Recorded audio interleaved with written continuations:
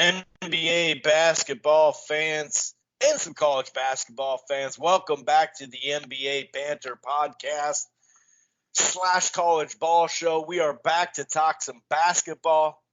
I'm Chris, he's Marshall, and like I said, we're here to discuss a variety of things. We will kind of briefly, update you on Adam Silver and his conversation. His live stream. No, who was he battling? I'm just kidding. No, but he had a stream where he talked about a variety of things to the players' union and to a bunch of people on the line. Some of it was just giving us some information on how much money and revenue they'll lose without fans. Wanting to stick to a 7-game series, some other stuff in general when it comes to that. We'll also, of course, talk about the Last Dance documentary, about MJ in the Bulls in general, not just 98 Bulls, but 7 and 8 episode. We'll recap those. I do have some audio. I have some Ahmad Rashad audio as well, which will be fun. A conversation with Bird, MJ, Magic, Ewing, and Barkley, I think it was. It's pretty funny. And so we'll touch upon that. Also, we're going to talk 96 Bulls. We didn't do it last week. We forgot. We got a little caught up, and I was complaining about Isaiah Thomas too long. I don't know what it was. But 96 Bulls versus 2017 Golden State Warriors. I'm going to give that to my co-host and see what he thinks about it because he's a big Golden State fan. And obviously that 17-18 roster was pretty damn impressive, no doubt about it. In fact, I remember back then talking about it the year before, and when they added Durant, I thought, okay, now we can really start talking about, comparing them in general. So we'll talk about that. As far as NCAA, Betsy DeVos came out with there's a new Title 11 federal regulation rule that really throws you for a loop. It just throws you for a loop. We'll also talk about the one-time transfer rule that they're kicking around right now. There's an interesting article that has some the potential effect on what it could come from that. And so, yeah, we'll kind of wrap it up with that. So we'll start NBA as far as actual NBA updates, go to the Last Dance, NCAA, yada, yada, yada. So first and foremost, I do want to bring in Marshall and see how he's doing on this fine spring-ish summer day. Life is not bad, brother. Did you mention our Grueling Truth connection along with ways people can listen to us? And I'm glad that you said that. Go ahead, though. You're doing okay, though, otherwise? I'm doing good. I put in some effort today. I got a little workout in. Thankfully, had a good friend I can rely on, and I got a new couch. For the past 7 years, I've had 2 sets of double recliners, but my basketball coach I always speak highly of on here, pretty much like a sister to me, texted me a couple weeks ago like, hey, you want any furniture? Because she knows I'm a single guy, whatever. And it was this really nice couch, and I was like, you know what? I miss laying down on couches taking naps because with the double recliners and the couch, I could never do that. So I was like, yeah. So sent the guy $200 this morning, got a U-Haul. Used a little bit of muscle, and the funniest part is, Chris. So we broke down my couch and took the 2 head cover, basically the 2 head parts off, and then took the whole bottom of it to the dumpster or outside my apartment.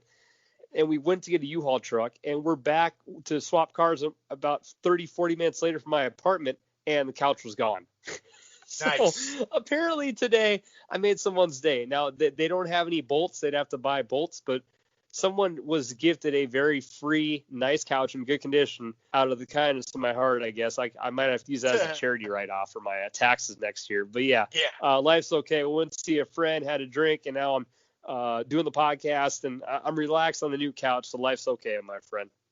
And I can attest that was the best $200 that you spent in your life because the amount of sleep that you're going to get on a couch. And I know this because I had two separate couches that you definitely like, and we'd be watching this big game or these big fights, and then minutes later after they were done, it'd be like, Marshall, it's gone, out. He could drink Mountain Dew, and 40 minutes later, out on the couch for good, dude. That's so funny that you brought that up. Amen. Am I lying? Amen, sir. I'm not lying with that, am I? No, if I could literally, I would pay $500 right now to get that couch that you used to have and ship it to Texas. I mean, that thing was the best couch I've ever had. This thing's good, but that was Mecca for me. That couch was, that was heaven. I don't know why. The second I put my head down, even if it was a fourth quarter double overtime game, right, in 3 minutes I was out. Seriously, and I finally just moving into my new place this last fall, I actually finally got rid of that couch. Ah, man, it had you though. It had you though. It was done. It was done. It had seen its best days, that's for sure. But that's funny that you bring that up. And also, he did bring up the NBA Banter / college ball show because we're not in the NBA all the way yet. But if you want to find this show, you can find it at right here on blogtalkradio.com / Rope-A-Dope Radio. It streams live at archives under that Rope-A-Dope Radio podcast Banter. But you know what? You don't actually have to. I was going to say banner. But you don't have to find it just on Blog Talk. Some people listen to it on the browser. Some people download it right there. That's cool. But if not, you can find it on Apple Podcasts, Player FM, iHeartRadio, Spreaker, Stitcher, TuneIn, really across the board. We're also part of the gruelingtruth.com sports podcast network. That's basketball, football, baseball, boxing, everything in between. They got a great sponsor over there at the gruelingtruth.com. betnow.eu with promo code TGT. That's gruelingtruth.com. And you can find them everywhere, everywhere that the podcast network, including Spotify. You can use your Siri or Alexa through Spotify or TuneIn to find the programs, find the platforms. And one more thing real quick. If you're thinking about cutting the cord, or maybe you have, you're not quite satisfied. Everybody has been archiving all sorts of stuff lately. That's for sure. I know I have. I got something for you. I use it myself. It's called AT&T TV Now. It's live streaming cable. They do have the 7-day free trial. Even when you sign up, the plans start as low as $55 a month. There's no annual contract. You can stream it anywhere. They do have the cloud DVR. It's called AT&T TV Now. That's live streaming cable. But if you're in an area of the country that it's just bad. It's just the internet is just very mediocre. It's one thing to go to Netflix or Amazon and stream an archive show. It's another thing to have a live broadcast, which is what AT&T TV Now is. There is AT&T TV. That's your normal cable platform. That's a growing platform as well. It's here in Minneapolis, Minnesota. It's in New York, parts of Florida, parts of Texas, California, all the way up to the northwest with Seattle. Other places like Seattle or St. Louis and Wichita, Topeka, other places in the Midwest. Basically, just Google it, AT&T TV, put your area code in there, and see if it's in your area. Otherwise, AT&T TV Now, live streaming cable. Okay, thanks for that reminder, too. I'm just so excited to talk about this basketball stuff. So Adam Silver got on the line the other day. On Friday, we talked about this last week that they were going to have, a meeting, basically a call with the NBA PA and the NBA, a variety of other people. And some of the stuff they talked about how, they're if it does the 2019-2020 season, the one they were currently in, resume, no fans are expected, no surprise there. And that could be the case until the vaccine's there. That's what he kind of made known, which isn't a shocker, but that's pretty long term if you think about it. Here's another one, and I thought it was more in the 30 range. 40% of the league's revenue comes from the fans. Now, I don't believe that's just, buying a ticket. I think that's part of it, but it's also buying, buying stuff, jerseys and stuff you buy in the arena as well. So another thing he mentioned was the decision. Doesn't you can go until June. It's not like at the end of May he's got to make this decision to keep going. He said that that one or two locations would probably be the best. How we mentioned Walt Disney World in Orlando and Las Vegas. Just so you wouldn't be flying around. That makes a whole lot of stuff. The NBA is sifting through a lot of bad options, meaning whatever route the reception could take.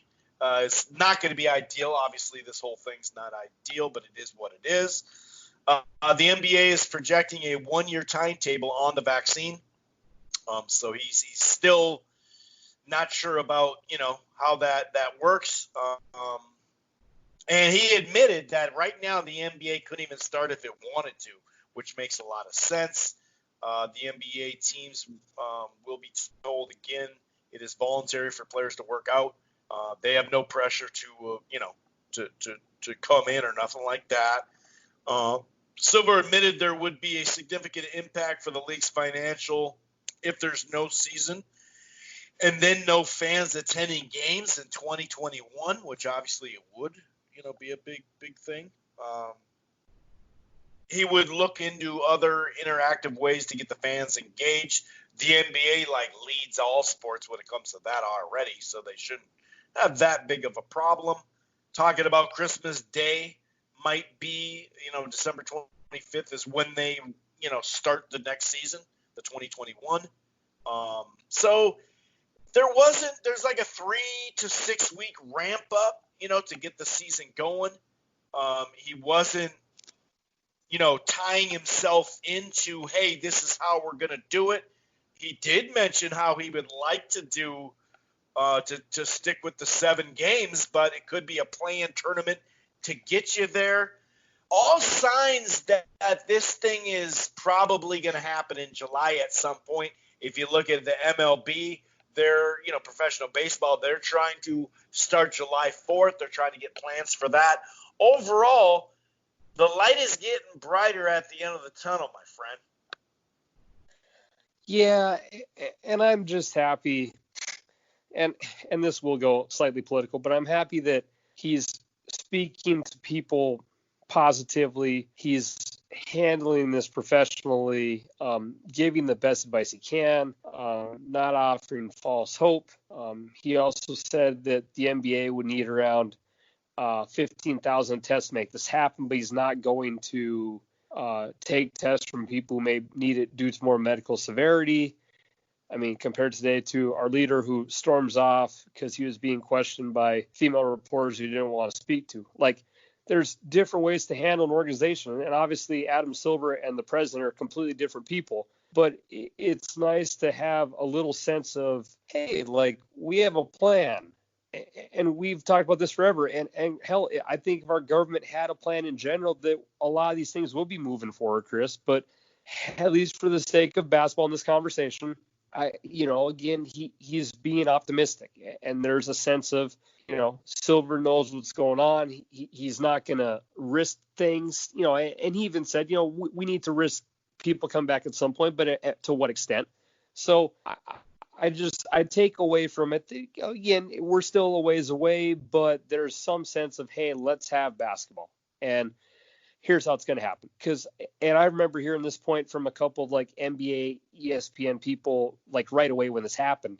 And the quote has always been from Silver's, hey, we need to finish the season.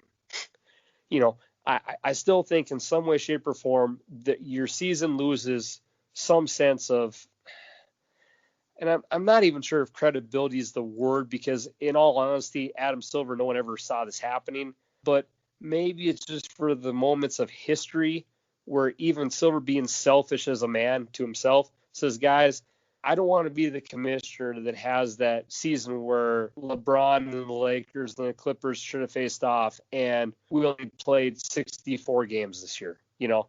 I think there's a little bit of pride, that self-pride himself, Chris, of, hey, I need to make this happen for the fans, for myself, for the history of the sport, for whatever. And I think that's the approach he's continuing to give. Because there are people that would probably be content, Chris, with just saying, hey, let's just wrap this year up and let's move on. So come fall, we can be good to go. We'll be more than happy with people being tested, that we'll have a regular off season. We can fit in the draft. So I am happy Chris is staying optimistic and doing what he can. And I do think that in the next month or so, we will have a better feeling for how things are doing medically. I hope that we have more tests. Realistically, I don't think 15,000 tests needed is an insane number. I think that's actually probably pretty mild. And he could probably find a company or organization to simply make him those masks. So, yes, I'm with you. I would say from a 1 to 10 meter on will we see NBA playoffs this year, I would say about 7 or 8. I personally don't think it's necessary to go 7 games because let's say we do need the 3 period to come back. Let's say they do come back around July. If you need a 2 to 3 week warm-up period, okay, now we're looking at August. And if we do 7-game series, now we're looking at, finishing this damn thing in September. I'd be fine with best out of 3s and best out of 5s, whatever. But anyways, I'm with you. 78% optimistic that we'll be seeing playoff basketball. And that's a good takeaway, especially for sport fans like us who have been subjected to lawnmower racing and marble racing on ESPN2. I'm very excited to watch LeBron and Kawhi and Antetokounmpo and the Miami Heat, play some playoff basketball, even if it is 45 to 65 days from now, my friend. Yeah, and I think some of that ramp up would happen in June, and so they could actually start in July. If they could start in July, we kind of went over the mid to late April date is when they start, and then May and June. So we went over that a couple of weeks ago with that Las Vegas. And if you haven't listened to the episode, we break down just how this really could work out in Las Vegas, no doubt about it. You can go check it out. It's a couple of weeks ago. But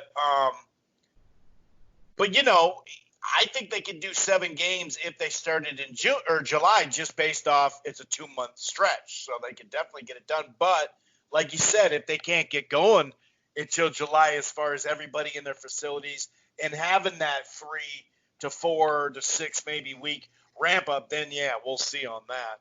I don't really care in the end though. I mean, I'm not going to sit here and kick rocks over this. You know what I mean? It'd be just nice to see that back. I think the only one point I would make to that to push it more is I would rather have a 3 to 4 week training period. Let's say, hey, for the month of the mid-June to mid-July, all we're doing is letting the guys practice, maybe play essentially exhibition games. And I'd rather have a higher end product of 5 to 3 game series than have maybe a shortened time frame of ramp time and best out of 7 and then have the water be diluted, because as good as these players are, Chris, as we talked about also a couple weeks ago, some of these guys got to be out of shape. I mean, when we get spoiled from the NBA to watch these top 150 guys in the world play basketball, but I mean, half of those guys had to have been, dealing family stuff, maybe having some minor health issues, whatever the case is. It'd be nice to put in the extra time needed to warm up, so we're seeing, something that truly reflects normally how good NBA basketball is. Yeah, 100%. We're sitting, on May 11th talking about this. So in a month, they could be in those facilities already starting to get going. So, yeah, that's a good point. That is a very good point.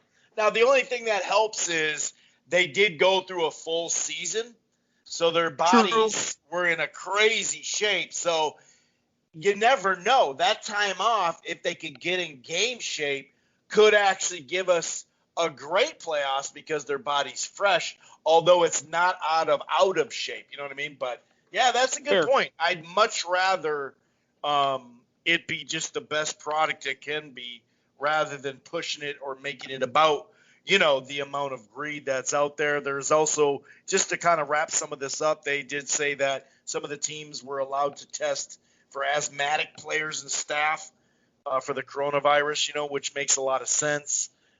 They said the Orlando Magic, the Clippers, and the Lakers are also among the teams expected. I think the Timberwolves are too, to allow to conduct coronavirus tests to all the players and staff members entering or, individual workouts or whatever, but also to the MLB joined.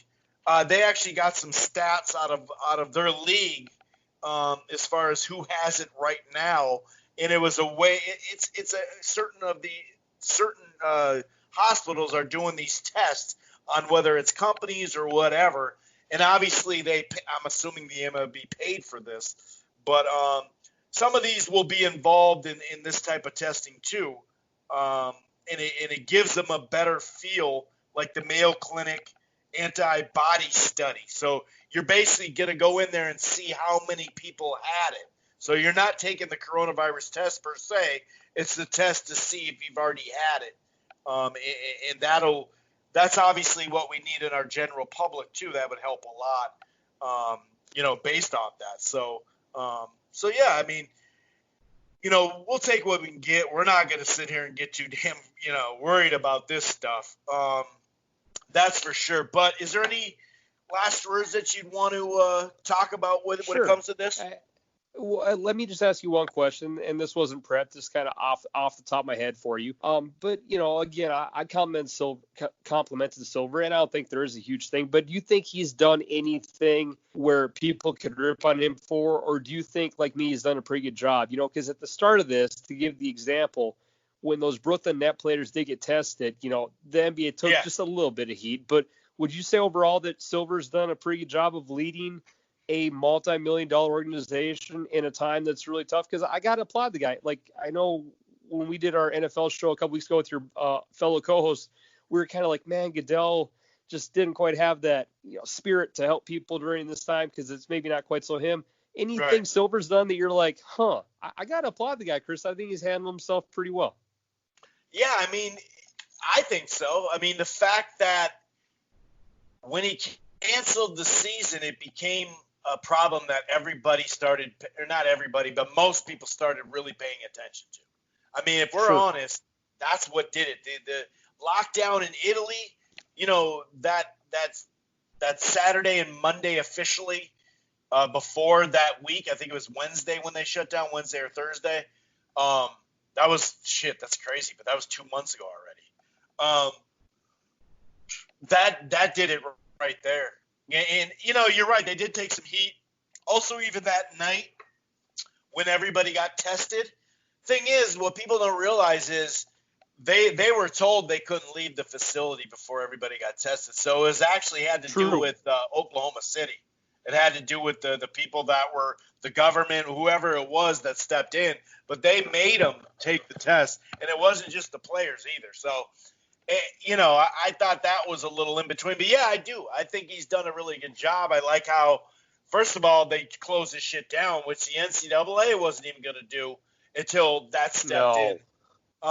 You know what I mean? Until the individual league shut down their own conference tournament, as we found out. And that made them – because, remember, they made that rule. It's cool. We'll just keep playing, no fans. They were already ready to do that, and we obviously know why because of the money. But, yeah, I think he's done a good job. I like how he's putting it out there. He's saying stuff that everybody is wondering about. He's answering those questions, and then he's giving you plenty of detail behind it. He's saying, hey, this we got it probably a year before we're going to get the vaccine. So why not, we got to worry about next year too. So I do think he's done a really good job. I think the NBA in general for quite some time has done a good job in a variety of ways. There's obviously going to be stuff that you disagree about or whatever, but yeah, I think he's done a good job. Definitely.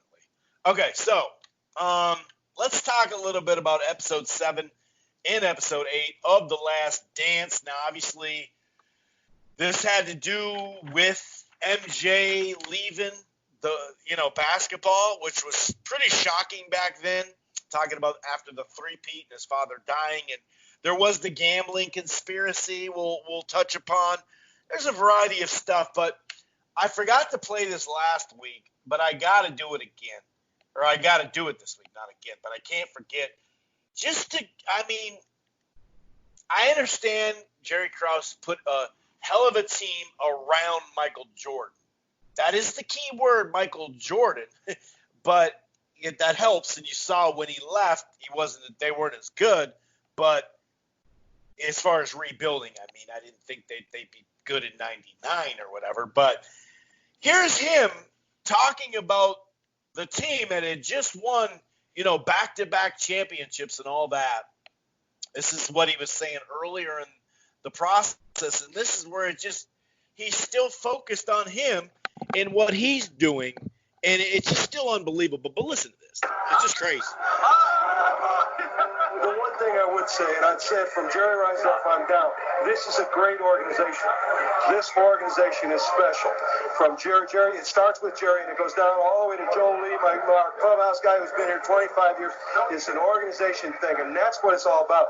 The team is a great team, but the organization is one of the all-time great, if not the greatest organization ever. One of the all-time great organization thing. And I had to pause it again because he said the team is the team. I mean, it's just they're just out there winning the championships. Listen to this. That's what it's all about. The team is a great team, but the organization is one of the all-time great, if not the greatest organization ever. That's what I'm so much proud of.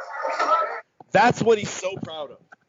That's the number one thing that he mentions after them, getting a repeat. I mean, come on, dude. And plus, when you say it's the best franchise ever, slow your roll, dude. First of all, the Minneapolis Lakers were the first dynasty, just so you know. Yeah, it's called Lakers. There's a bunch of man-made lakes in California, but we all know where the lakes are. Okay, that's Midwest and of course, Minnesota. No, I'm just kidding. Well, I'm not kidding. But to sit there and say that about it's still just – I can't believe he's saying that. I mean, the team's nice, it's good and all, but it's really the organization that's doing it. When you hear something like that, it's like, dude, are you really stuck on this shit?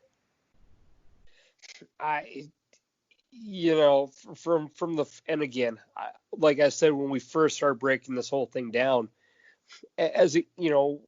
I'm 35, so I was kind of just enjoying to watch basketball like the mid 90s with I remember the Knicks and the Heat and the Pacers, and obviously Jordan too in the finals.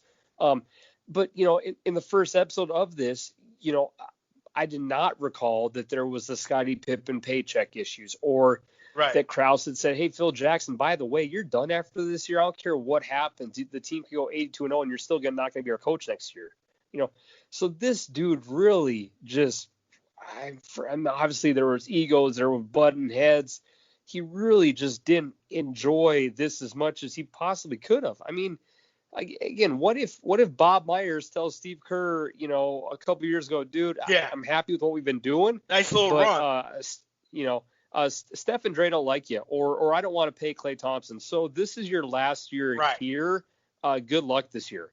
Again, the social media outbreak, I mean, they'd probably want Bob Myers to be fired. Steve Kerr would be like, well, what the fuck is going on? And the players would be like, okay, And again, this situation is involving two of the best players of all time, probably the best, number one, and then maybe the best rebounder of all time, one of the best coaches of all time. So it'd be one thing if you were the fucking Charlotte Bobcats. Right. When you're winning 15 games a year, you know what? Kemba Walker's not going to take us to the promised land, coach. You're done after this year. Sorry. One more year in Charlotte, then we have to move on, change directions. Okay, you've been winning 15, 18 games a year, and Charlotte and Kemba Walker is not MJ or LeBron. Right. Again, it must have been that sense of, my God, the media loves Michael so much. I don't want people to forget about me. And again, this is your friend. Absolutely. He of course. He picked the people. He did. But and again, to go back to the Warriors a little bit here, I've never heard Bob Myers say, "Man, you know what, Steve Kerr, you guys were lucky to have me as your GM." I mean, he's and if you wanted to, the team's nice, but it's Steph and Klay, they're pretty good, but. Look at me and my owners. But we run the Bay City. They should be thankful for us. No, that's not how things work. So it must have killed him to have such a man of a GOAT aura around him in Jordan, and just he didn't quite get the praise. But again, if you're the GM, I mean, honestly, Chris, it would be super hard for me if we were to do a podcast tomorrow and you want me to name 5 GMs in the NBA. I could maybe name 5 off maybe from some former players, media publicity. Maybe I know a couple, like maybe the Warriors and the Timberwolves, but I can't go rattling off the names of the Portland Trailblazers GM or the Utah Jazz GM. Like, you're part of the team. You're not in the media. But again, hell, if you win a ring, you were there. Like, you accomplished your goal. You were part of that team. But the presence isn't really about you. It's the fact that you had a dude on your team who would get upset or make his own news to get upset and win games, and you should have been happy with that. So for whatever reason, man, that dude ruined or caused friction in a situation of one of the best dynasties in sports of all time. See, I don't get it. It is mind blowing to hear you play that audio clip. That's right after they won. That's literally in the locker room after they won. You know what I mean? It's like, dog, this isn't in the middle of the summer in August when they're, hey, you've had a couple months off and, nothing like that. It's literally the first things out of his mouth. So repeat. That shows you how much it literally aided him. That even in a moment of happiness, he still had well, guys, I'm not letting you slide on this one. Yeah. Go pat Jordan on the back. But just so you know, I put this, son of a bitch here. Like it was me. Don't forget about good old Jerry Krause. It would have been interesting, obviously, if he's obviously still been alive. Rest in peace. To hear. And obviously I'm guessing he probably wouldn't have had a whole lot of live camera shots if this is a Jordan-based documentary, as you point out. But he would have had some time to talk, or would have had a comment or two or 3 or 4 on social media to express his thoughts. Now, clearly, you're giving the guy a bad rap because he obviously wasn't the most friendly, and he's no longer alive to defend himself. But for whatever reason, as you said, Chris, he just couldn't quite enjoy it as much as a sport general manager should. And, as we were just talking about it before the show, I think to kind of get into one of my parts of enjoying it is just, man, the way Jordan was just mentally built. Again, it goes back to there's very few alphas, as we talked about last show. Serial killer? There was a Jordan, there was Tiger, and there's your guy Mayweather. And maybe even go Ronaldo for soccer. I mean, it's a less than 10 people who dominate a sport just due to the fact that they're obviously incredible athletes who are gifted with how they're born and have a mental degree of skill and physique and just adversity that most people don't have.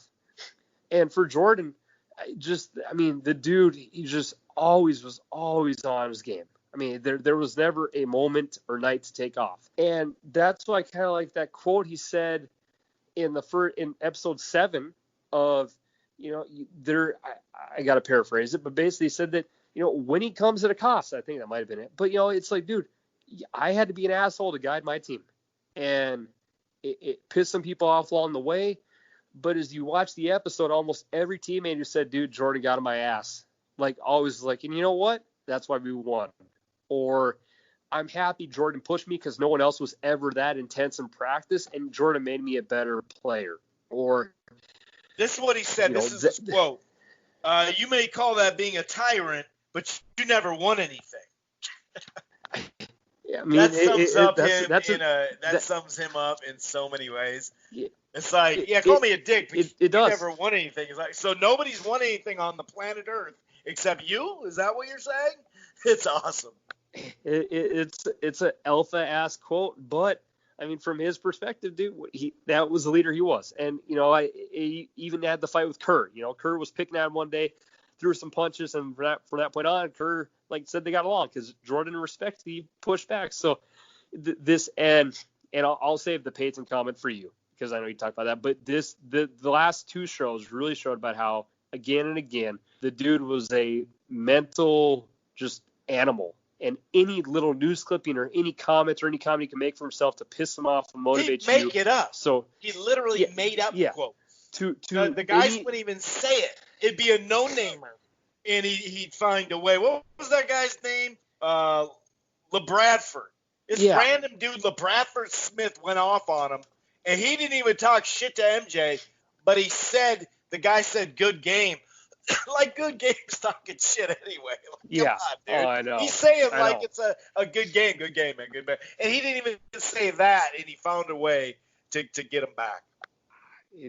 The Bradford dropped 37 points on him, and then they played the same team in Washington, D.C. the next night, and Jordan's like, well, I'm going to score what he scored in the first half, and he dropped 36 in the first half, so he missed it by a point.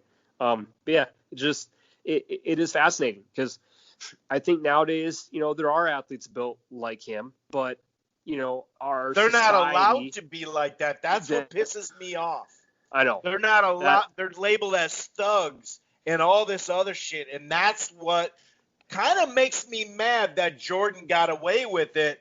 And even today, they're saying that's just how he is. Well, okay, let's let these other guys do that then.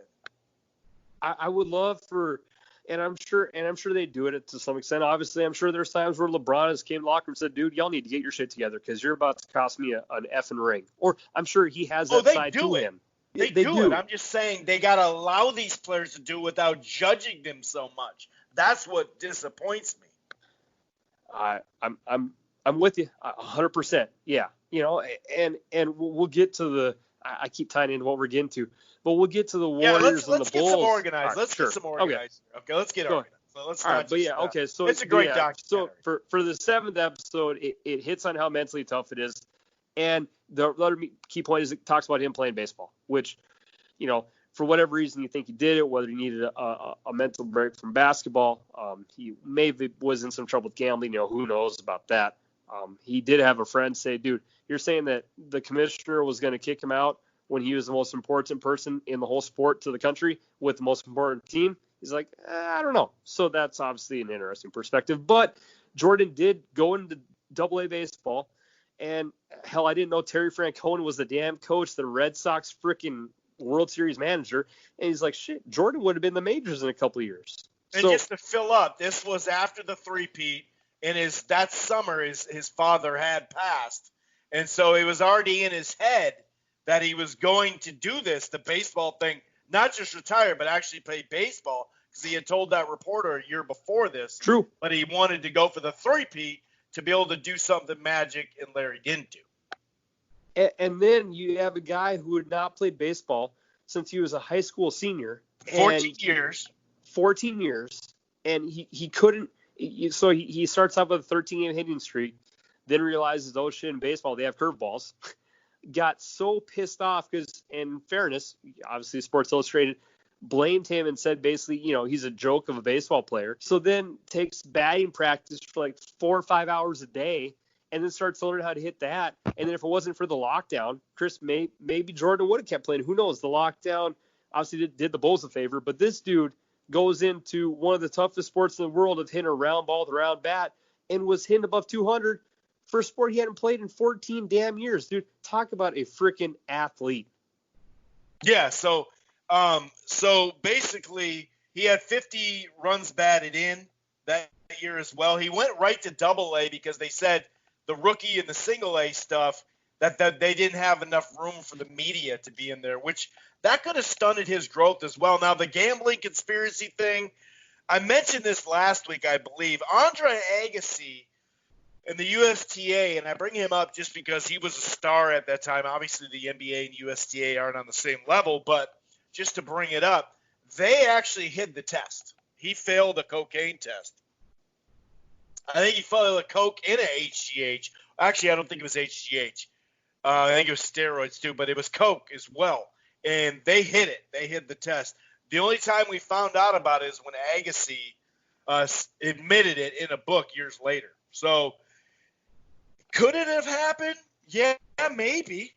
Maybe. It is kind of weird to be that competitive, that over-the-top competitive in your prime, and then be like, well, I don't have anything more to accomplish. It's like, dude, you're making up shit to accomplish shit in a game. Like, what do you mean? You could be doing this forever.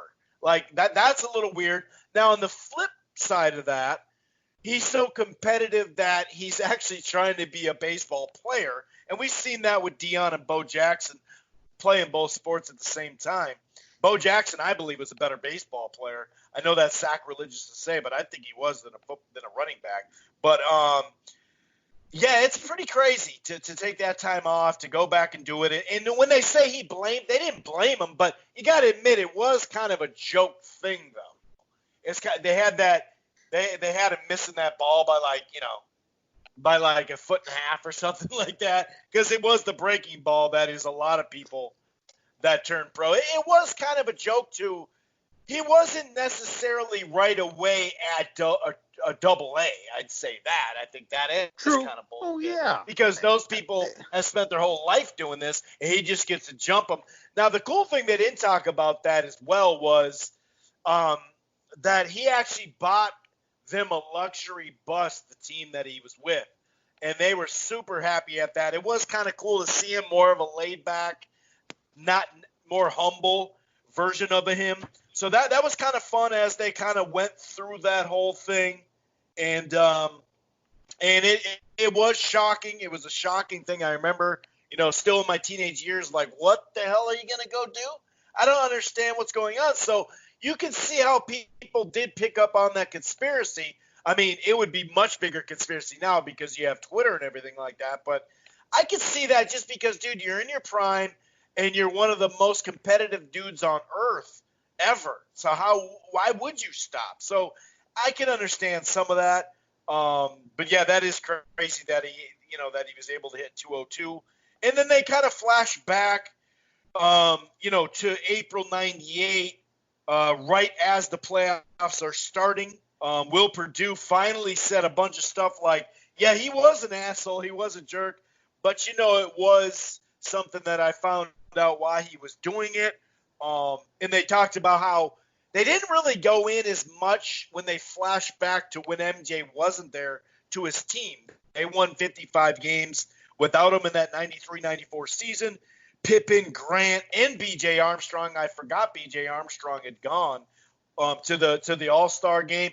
I knew they were going to have to focus on Pippen on this because, he pulled out of that game, but he led, I believe, in 5 different categories. He was third, I think, in the MVP voting. I mean, this dude, it was crazy. Now let's get to the detail because it was Kukoc's rookie year. He had done well that year. He had also, like they said, he couldn't play defense much at that time. Never was a great defender, but got better as time went on. Because, the Europeans, they come here and they can shoot, but a lot of them can't defend. That's kind of the stereotype, which we see a fair amount of. It's no big deal. But the one thing, I don't think that they highlighted enough of Pippen that year. But for him not to go in that game, there's some weird stuff going on your phone over there. I don't know what that was. Oh. It was sorry about that. Reverbing and stuff. Bill Cartwright was all pissed off at him for getting, pulling out of the game. It was a shocker that he pulled out of the game. One detail that I didn't realize, though, I knew the shot wasn't going to him, but I didn't realize they had Pippen taking the ball out, throwing the ball in. And that's what I love about this documentary. I mean, the music, the soundtrack was on point again. Like, I love this documentary in so many ways. But the details we're getting, I didn't realize that they were going to have him put the ball in. And that is fucked up. Because, now, I don't agree with not going in the game. It's not what I'm saying. But, damn, dude, he's one of the best guys in the league. You could at least have him the ball or being out there, as a decoy. Like, that was a little strange to me. Not strange enough not to get in the game. But that kind of was like, wow. Damn. And that's kind of right around the time MJ was crying, talking about being a tyrant and all that quote that we just talked about. Now, were you in the mode yet of basketball to remember him not going in that game? Do you remember that at all? Again, my mid 90s years was Heat, Knicks, and Pacers. So I was watching NBA, but I was more so followed on those other teams just because it was obviously a lot more hard to watch all the teams. But no, I didn't recall that moment. But it's definitely crazy to have seen that. That was something that was actually brand new to me.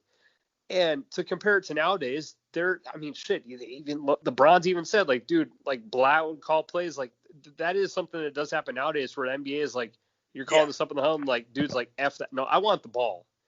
And the coach normally says, okay, you're right. Now, to give Phil Jackson credit, Phil didn't budge. Phil said, oh, you're out? Okay, hey, you come in. Like, okay, shit. Phil wasn't obviously a soft-spoken man in the documentary, but he's like, dude, okay, you're out, good. And then, of course, to cap it off, Kukoc hits a shot and they win. And then they have this, Bill Cartwright breaks down and cries in the locker room. You had like 4 different Bulls teammates say in the documentary, like, dude, he started busting up. And, Pippen felt bad. And, like, obviously someone got to move on from.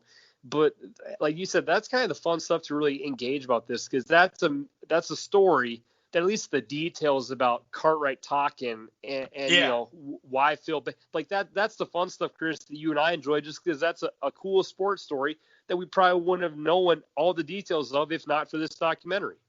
Yeah, and the only thing I'll say is, well, Phil got it right. Well, actually, what Pippen was doing on the play, the guy that threw the ball in threw it just fine. So Pippen still could have said, hey, Pip, I'll just have you on the wing or something, He could have still had him on the game and talked him into it like a decoy. It may have been the slap in the face, like, not only am I not getting the last shot, but I'm not even on the fucking court. And that is a good point. The guy threw it into Kukoc, so you already got that play. You didn't need Pippen to do that. We proved that. So that was kind of a funny look at it. But you're right. You're totally right on that. And just to kind of swing through some of this, the B.J. Armstrong went off on him, and he got all pissed and went back at him. He was hitting clutch baskets, had a clutch game and a clutch backed it right on Jordan. Win that game 78-76. That was pretty funny. We mentioned that LeBradford Smith little flashback. The MLB strike that I was so pissed about back then, to have a season and then not to have the fucking, it's unbelievable they didn't have that. That really hurt me as a baseball fan, and it actually put me down a notch on baseball after that, because I was still young enough that pissed me off to that point. And I was like, you're not going to have a regular season and then not have the playoffs, are you? And yeah, they did. But that helped. MJ in February time, he was like, I'm just going to play a little bit. Him and BJ, this is when BJ was on the team still, came back. And, and all of a sudden, he starts to practicing. And I remember seeing the clips of him practicing going, oh, shit. And then the whole I'm back wearing the 4-5, his original favorite number. Having a couple of games, I think on his 5th game, he went for 56 or 55 points at MSG wearing the 4-5. And that's just something that I will never forget that, dude. And also that game winner at Atlanta, I think the game or two before, that was another thing that he was like, that really, that gave him a lot of energy. He also, in that game at MSG, that 55-point game wearing the 4-5, he passed to Wennington for that dunk. I remember that. He did that for Luke Longley not that long after. And then they got into the Orlando versus Bulls, the Orlando Magic and Bulls. And you look at that team with young Shaq, young Penny Hardaway, and you had Nick Anderson. I mean, they had a freaking squad, dude, and it was on the up and up. And for him to come back in that series, and just the way the series ended up, where you had Nick Anderson, they beat him. Horace Grant had gone because Jerry Krause hadn't re-signed Horace Grant at all, so he just let him go. I think he traded him. I wasn't sure, but he went to Orlando, and that was all. And so they had Grant, Nick Anderson, Penny, and that shooter with Shaq. I can't remember the shooter for some reason. But, I mean, he was misfiring passes to Pippen. He was throwing up air balls. He got stole on and by Nick Anderson at the end of that game. I think that was game 1. And, they ended up, beating them. They ended up beating them 4-2 in that series. And that was one of those where you're like, wow. It had been a long time since Detroit seeing Jordan get the ball stolen and the Bulls lose. And I remember where I was at that time. But what's your thoughts on that in general? And also, the Space Jam was that summer, before that. And they're talking about how he trained during that, but also the crazy pickup games, which I really wish they had filmed a lot of those games like they did with the Olympic practices, because I'd probably buy them. That was pretty crazy, too, to have all those pickup games. But what were you thinking just in general? And do you remember that time where Jordan came back and all of a sudden fucking Nick Anderson stealing the ball from him, and you're like, what is going on? I remember Shaq and Penny, more so Penny, just because of Little Penny and Tyra Banks commercials. I thought that was some legendary shit. Yeah, those I need to rewatch those. Those were some badass commercials. If you've never seen Little Penny commercials, go on YouTube and enjoy just a couple minutes of laughter, because that was pretty creative stuff. But for that video, I was just thinking about gambling. Like, you see Jordan come back that year, and you see them lose to Magic, who obviously, as you said, were a very talented team. But then next year, to see them play again. Only to get schooled by Akeem the Dream and get swept because Nick Anderson missed a bunch of clutch free throws at the end of game one, and they never got over it. And Shaq said he was a better player after getting taken to school by Olajuwon. They got swept too. Go ahead. Yeah, so yeah, I mean, obviously that Magic team was not the best, but they weren't a joke. So to see that happen and then realize, oh shit, they're playing each other again, like that would have been like, I would have bet my whole life savings on the fact that, so you're telling me Jordan came back last year and lost to a team and they're playing him again? Like, that's not even going to be matched up. Especially off 72 win year too going into it. The whole season was an avenge. The whole season was built off that. And that's when they added Rodman as well in that 96 squad. And some people say it's the 92 squad, but most people say the 96 squad is the best squad. And, yeah, all that built into one from that offseason and during that season trying to get back to pay back on Magic. Or on the Magic. I mean, yeah, you got arguably the best rebounder of all time, one of the best 5-tool players of all time, and probably the best scorer of all time. So, yeah. And they're pissed off that you beat them last year? Yeah, you're screwed. And as Nick Anderson said, dude, we didn't have a chance. He said that wasn't even a series. And I did like how they showed that, because normally when they've shown game clips of series in this show, it's normally been like a 5 to 10 minute break. That was like a game, like one play per game clip of like, boom, Jordan dunk, there's a score. Boom, Pippen 3, there's a score. And 10 seconds later, like, oh yeah, by the way, they swept their ass. Okay, on to Seattle. So yeah, that probably wasn't that great of basketball. So it would have been interesting, actually. I'll look this up for next time to see how they made point spreads for Jordan. Yeah, I'll do a little bit of homework for us, because we've always been fascinated about how Vegas makes point spreads for Brady and the Patriots. I'm going to do a little bit of gambling research, because I kind of want to know, how did Vegas handle handicapping a dude where as long as he brought his B- game, they were going to win. Nowadays, like, I would say Curry, like the Warriors in their heyday, or LeBron, a 12 to 13 point favorite is normally a respectable home favorite when you're at home and you're playing kind of a lower end team.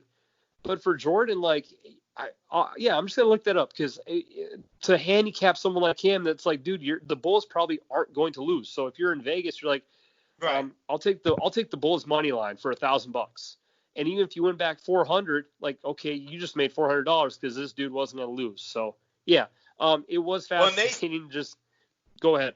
Well, and they said, it's funny that you brought that up, because remember they said it was like the biggest mismatch at that time as of right there for the finals with Seattle.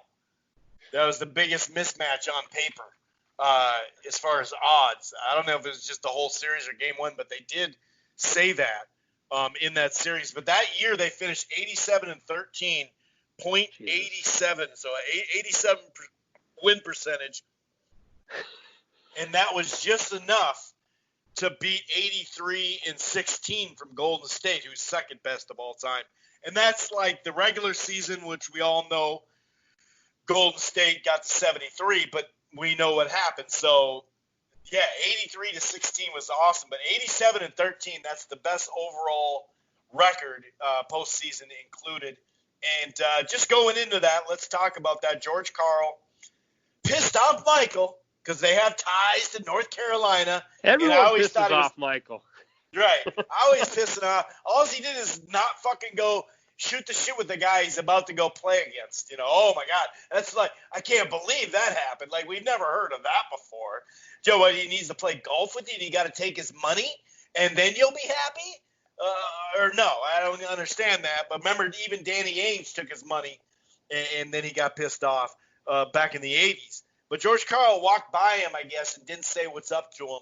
And he's like, all right, dude, fuck that. And he's pissed off. And another thing we forgot to mention, that it just the times have changed. We talk about people drinking in the locker room and all that.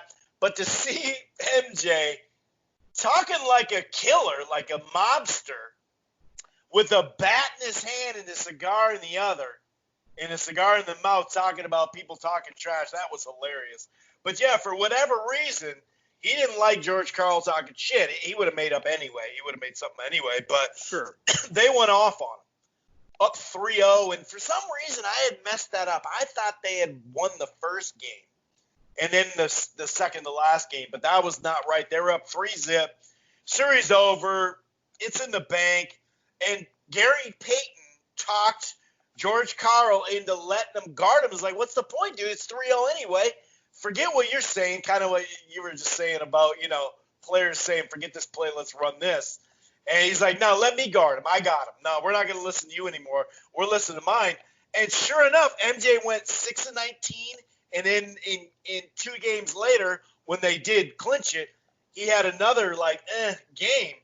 And, of course, they won the championship on Father's Day, which I'll never forget as well, watching him as a fan.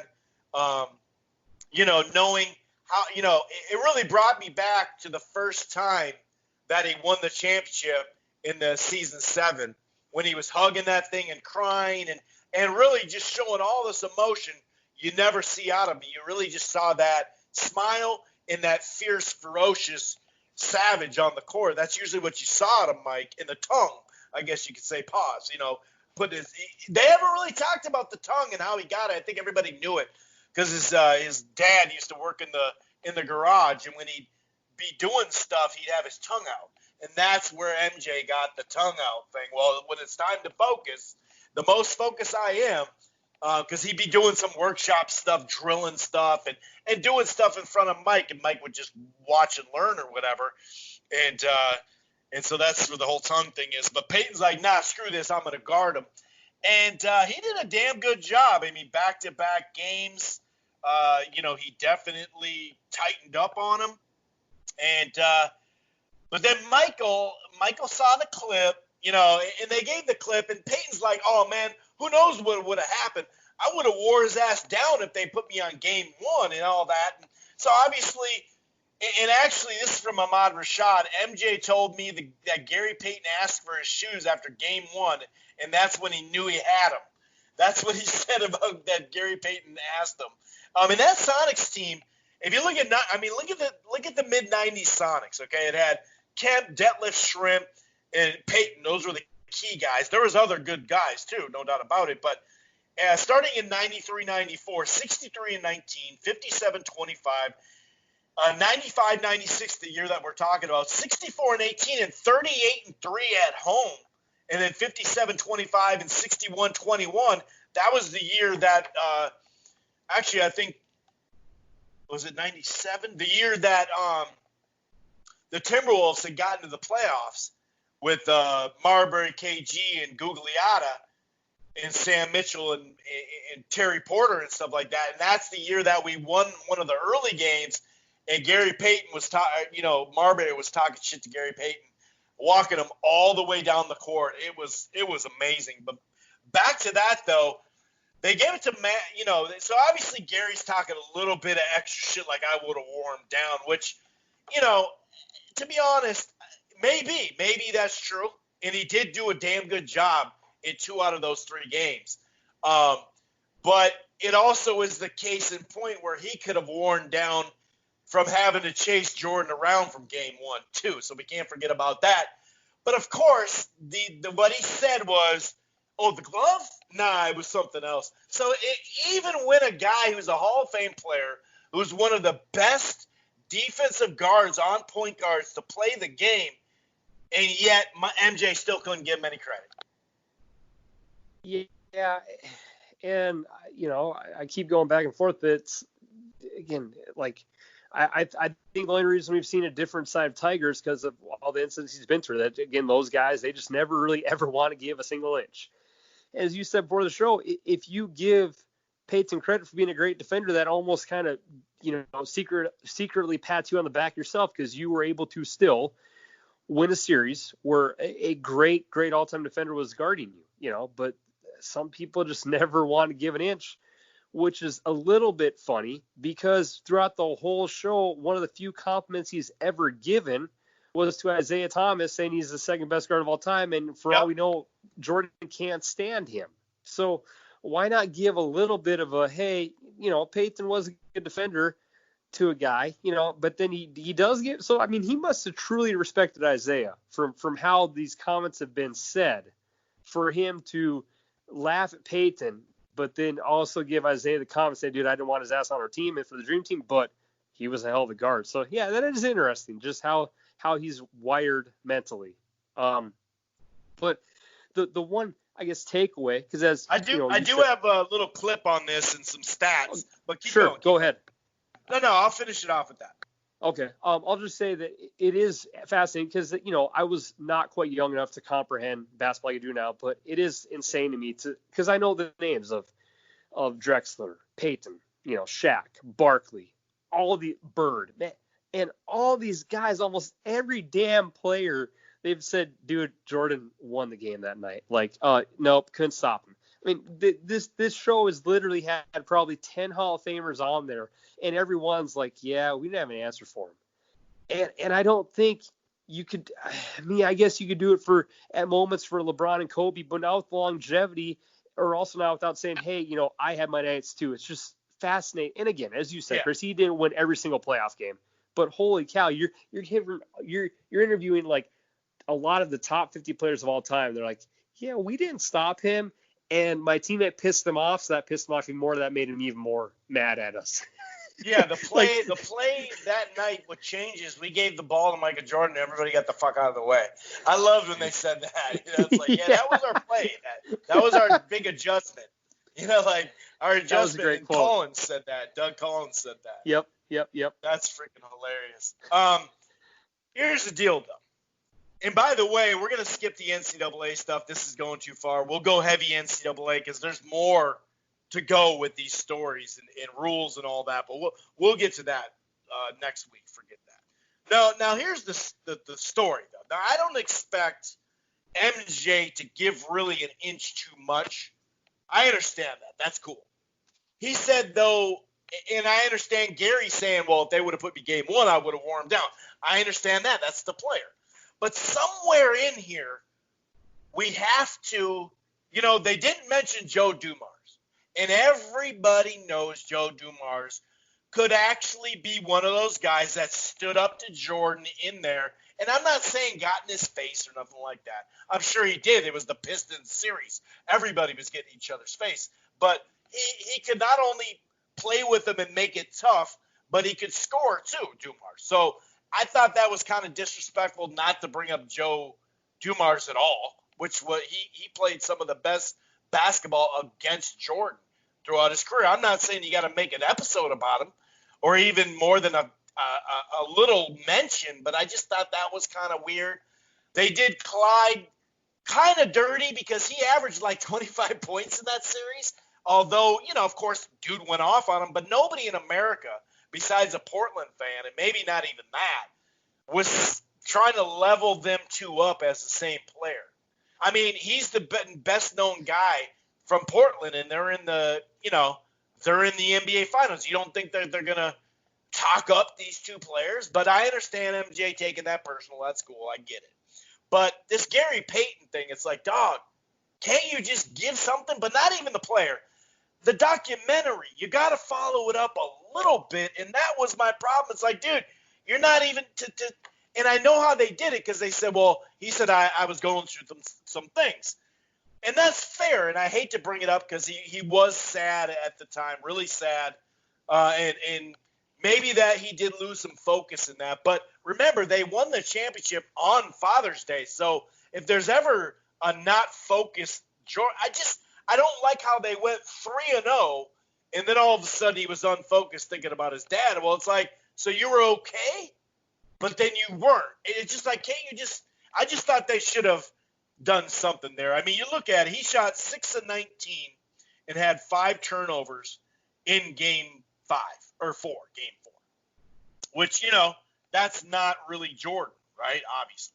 And then in the closeout game, he actually was 5 of 19. Okay? So that's pretty fucking good. You know what I mean? I think that's pretty good against Jordan to do that, but there's stats that bake it. It's like nobody's taking away your rings, Mike.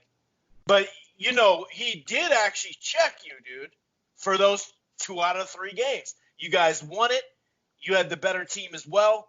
And that's what I'm saying about when we talk about the NBA Finals and the 2 games that – there was 2 games that we've pointed out numerous times on the NBA podcast about LeBron and how he didn't deliver. He's admitted it too, against Dallas. But these are 2 games he didn't deliver. There was the beginning of the series with the Knicks he didn't deliver. There was some things that he didn't deliver before he got over the hump. So it's kind of like, well, we can't just – Mike, you're the best. We get it. But I don't know. Here's some stats, though, which are pretty freaking telling. Reality. Michael Jordan, for what he said about Gary Payton. Mike, nobody's taking away any of your rings. Gary Payton put the clamps on you, Mike. We saw the games. Show the numbers. Can we show what Jordan did pre and post Payton guarding him? First 3 games when the brilliant George Karl's like, no, Gary Payton, best point guard defender ever. Don't guard Mike. Mike kills you. Next 3 games, look at those points and percentages. Michael Jordan in the 6 title run years played 116 playoff games. His 115th and 114th best, or in other words, second and third worst shooting performances, were games 4 and 6 against Gary Payton. And that's what I'm saying, dude. Like, there's enough stats there that tell you something. Now, is Gary Payton better than you? Fuck no. Like I said, he could have gotten worn down, guarding you game 1. But, dude, first 3 games, he averaged 31 points, 5 assists, shot. He actually, I think it was game 2 where he went off from 3. Maybe it was game 1. He hit like a bunch of them. But he was 50% from 3 and shot 46% overall. And the 3 games guarded by the glove, down to 24 points, so that's 7 points less, even less assists. And he shot 37% from the field and 11% from three-point land. So, I mean, that's where I'm like, it's not Mike. Okay, if you don't want to give him credit, Mike, cool. That's fine. I get that. And just like, Gary saying all that other shit, that's probably stupid too. But the documentary, this is where ESPN has to come in and be like, hey, dude, that was pretty fucking good. So, maybe it's me just mad. I thought they did Isaiah not totally right all the way in that. I think they did it pretty good, but that's part of it. That is part of it. Also, they called it the best comeback of all time out of any sports. I'm not sure about that because Ted Williams, and this kind of cracks me up, but Ted Williams, talk about a comeback.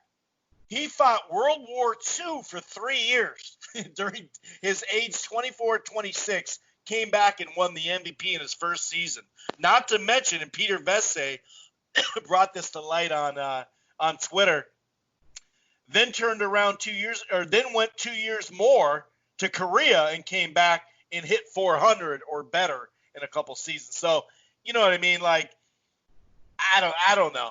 I think there's some pretty damn good comebacks. I'm not sure that's the best because he didn't come back from any kind of injury or anything like that. He went out when he was a pro, but that's part of all this stuff. I just think that ESPN could have at least said, hey, Gary did a pretty good job on you. You know what I mean? Any last words, sir, before we move on, sir?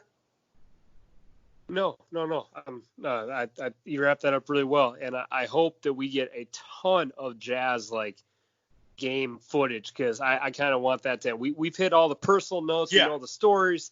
I just want a bunch of good basketball timeouts. Here's what Phil was thinking, because that was a hell of a series they had against the Jazz that we'll see next week. What's funny is, before we even get there though, the Pacers series, even though they were 2-0, and they did the Reggie Miller preview too. Sure. Yeah, and even though they were up 2-0, they came back storming. And dude, last night I thought they were gonna do it. I thought they were gonna, how they had 4 minutes left and they started bringing up that series. I'm like, you're not gonna spend 4 minutes on this fucking series, are you? You mean to tell me you just did Gary like that? And now you're going to spend a couple of minutes on their hardest series? What are their only game 7s? That had me flipping out for a second. But they set it up, so I was like, thank God. And I want to see how they address the push-off. That's what I want to see. They better at least address it. Because we all know one of his most iconic shots, there's a couple of them, the Craig Elo double, triple clutch, the spread in the Lakers where he thought AC Green was going to come and he didn't, so he switched hands, but he didn't need to, but he did because of AC Green. That, just Jordan Duncan, obviously the free throw line, but obviously the shot that ended that series against Utah, that's one of his best moments, obviously, that we all remember. But we all do remember, some of us more than others, that he clearly pushed off in the fucking shot. And they better address that. If they don't, there's going to be a long rant after this one, I'll tell you that. And, hey, I get it. I'm not saying take the shot back, but let's just be honest. That's all I'm saying. Let's be honest, people. Fouls happen every fucking play, right? I'm not bitter. You know what I mean? I'm not saying that, but we all know he fucking pushed off on Russell, obviously. And Russell had actually started catching up to that fadeaway. So I'm really pumped up. And I like you said, the Pacers and then this series and then, like you said, that the Jazz series, especially the Game 6 one and just all that. I mean, they got plenty of time for 2 more episodes left, so they should figure it out. All right, we're not going to go NCAA. Sorry about that. We're not going to have you listen too much more. We're already past an hour. So we really appreciate you guys listening during this time. And hopefully, as the weeks go by, that we're going to get some basketball back. All right, we'll see you next week. Enjoy the week. Enjoy the Sunday night back-to-back final episodes of what has been a great documentary, The Last Dance. Peace.